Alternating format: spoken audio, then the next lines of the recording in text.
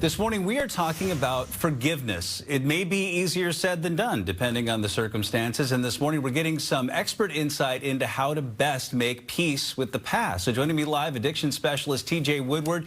TJ, good morning to you. Good morning. So honored to be here and talk about one of the most important topics we can discuss. It is a toughie. So start out by telling us the concept of true forgiveness and what that means.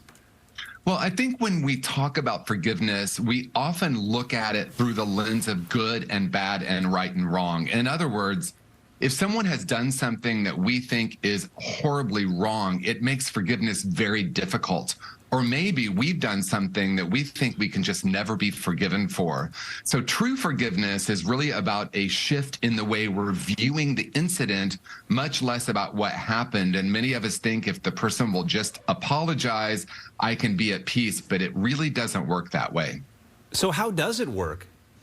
Well, it works by taking a look at what is still alive in you, the story that you're carrying around. It has been said the only past that actually exists is the past in our minds.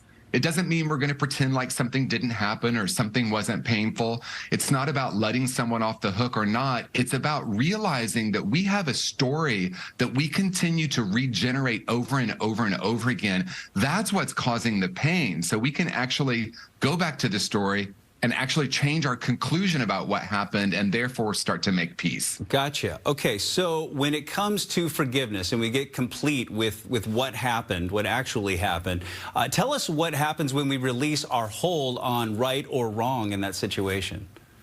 Well, what happens is we can discover peace, right? And as I said, it's not about going back and pretending that something didn't happen, but it is about looking at the conclusion that we made about ourselves. Something happened. We decided it meant something significant. Maybe we started deciding that there was something fundamentally wrong with us because of something we've done, or even in some way we've been harmed and we are carrying around this idea about ourselves that's keeping us feeling stuck.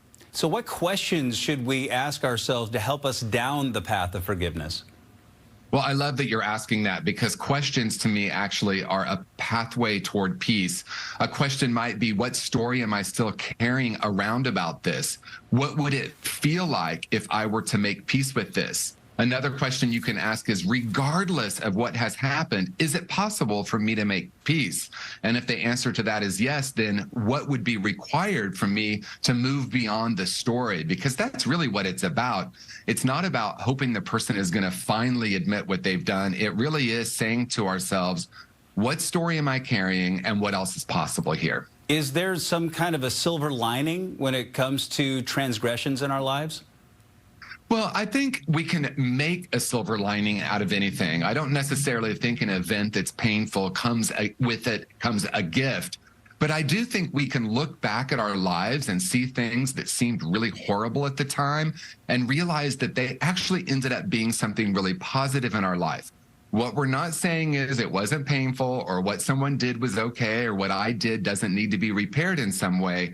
But what we are saying is, what if it actually could be a doorway into having more awareness about ourselves in the world? And in that way, we can say even something painful can be actually a threshold or an entry into a new way of being and seeing. Some really great insight. As always, addiction specialist TJ Woodward, thank you so much for joining us. We appreciate it.